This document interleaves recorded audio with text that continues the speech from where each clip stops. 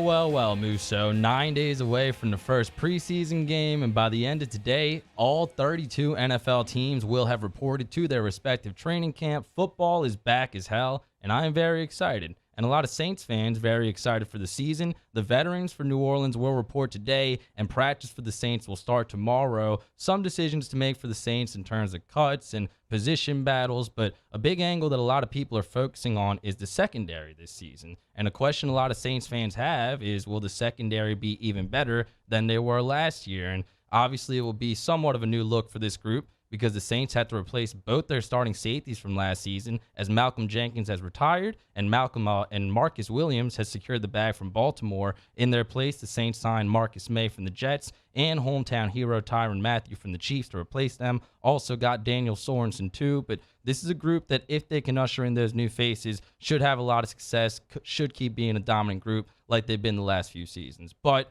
some decisions to make here, both in terms of building the roster and for some of these depth chart decisions as well. No, I mean, look, I think it was always going to be tough to kind of re-sign Marcus Williams if he had a number that he thought he was worth, and it really wasn't much different. I mean, what he got from Baltimore really wasn't much different from what the Saints offered him, but he thought, what he was worth is what he was worth. He sought greener pastures. It was always going to be tough to bring him back. Malcolm Jenkins retiring, not, I guess, all that surprising really when all things go into consider. Maybe it caught you off guard a little bit when the news broke, earlier this year. But what you were able to get out of him late in his career last year, he was you can't really put a value on what he brought to the Saints defense, especially, guarding somebody like Gronk or whatnot in that matchup with Tampa Bay and tight ends across the other teams. So if you're going to lose two guys that brought that much to your defense like the Saints did, you could not have replaced them with two better guys, at least on paper right now. I mean, you look at Tyra Matthew, and it's funny to me that people point to his age. He's 30, okay? Tyrann Matthew still has a lot of good football left, and it's evident by the last 3 seasons he's had.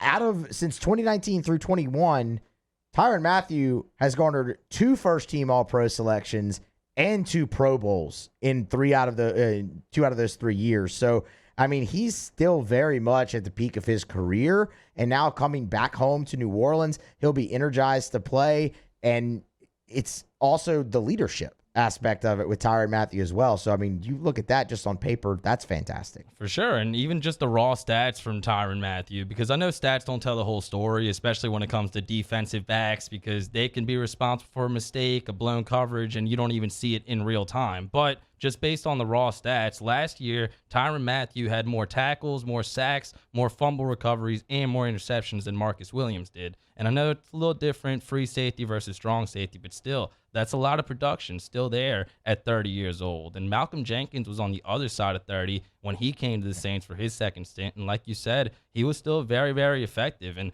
as I told you in the hallway, I'm really interested, really excited to see what Dennis Allen can do with a guy like Tyrann Matthew's skill set, because he's really good at utilizing his players' strengths and using them in creative fashions. How many times did we see Quan Alexander move from place to place and have a lot of success in the pass rush? They did that with Alexander Zaloni as well at the linebacker position. So Tyrann Matthew is a very versatile player that will give you a lot of options, both in the coverage and in the run support game and in the blitz game. And I think he's a great fit on what's already a really good Saints defense. And this will be Tyrann's 10th year in the league, and the durability to this point is also something to really point to and like. But when you look at Tyrann Matthew and him as a replacement for Malcolm Jenkins, or just a replacement in the secondary in general. So back to 2017, he played all 16 games, started all 16 games. 18, all 16 games, started all 16. 19, same thing, all 16, started all 16. In 2020, he played 15 of the 16, started them,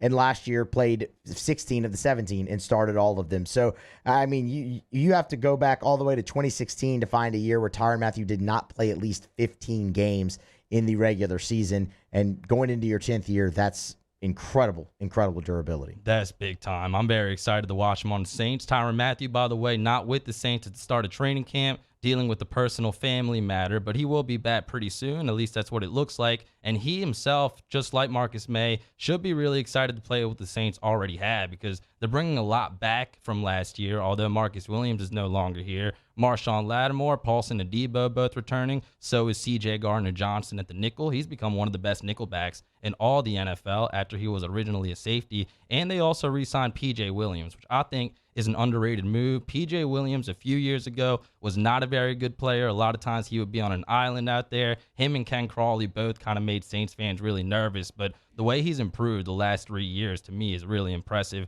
And Paulson Adebo returns after a solid rookie year. Alontae Taylor, his fellow cornerback, also drafted by the Saints in the second round. And by the way, Bradley Roby also just chilling, almost out of breath, naming all the options the Saints have in the secondary. So like I said, some decisions to be made here, Musso, not necessarily just with cuts, but also with the position battles, because Alontae Taylor coming in as a rookie, maybe he overachieves the same way Adebo did last year when he beat out Bradley Roby. And Bradley Roby still a salty vet waiting in the wings. Worst case scenario, he gives you some depth there. Oh, for sure. I mean, it's the strength of the defense right now for me as a secondary. And look, we spent a lot of time there with Tyra Matthew, but I think there's reason to potentially be maybe even more excited about Marcus Maye coming in, provided he's healthy. And by all accounts, it looks like he's going to be ready week one. You're seeing guys return from the Achilles injury quicker and quicker, it feels like, over the last few years. I know when we were kind of doing some show prep, you brought up Quan, as an example just for the Saints last year. But you look at Marcus Maye, so he gets hurt 6 games into the season last year, but he was coming off his most productive year in the NFL in 2020, where he had 88 total tackles, 2 interceptions, which tied a career high. He had a career high 11 passes defensed, and through 6 games, he was already up over 40 tackles last year. Like, he was producing. So if you do get him back full strength, which it appears you will, you found your replacement there at free safety. So, I mean, they really addressed those 2 needs flawlessly on paper. You got to go see him out there and execute, but there's no reason to really believe that they won't, especially in Dennis Allen's system, where, I mean, it's just how the Saints have been winning games. A few things to note with Marcus Maye. He is coming off the injury, had Achilles surgery last November, but based on the recent timelines of Achilles injury, I think he's going to be perfectly fine, because remember, Quan Alexander hurt his Achilles, tore his Achilles in the Christmas Day game for the Saints, was ready for week 1 the following season. James Robinson from the Jaguars, a running back, tore his ACL not 6 months ago, and he's ready for the start of training camp. So the Achilles injury could be a factor, but I think it won't impact Maye too much. He should be ready for the start of the season, but there could be a suspension looming for him as well, because he was arrested for a DUI back in February 2021, and that court case has been kicked down the can. A lot like Alvin Kamara's case has been postponed 3 times. It's now set for August 24th.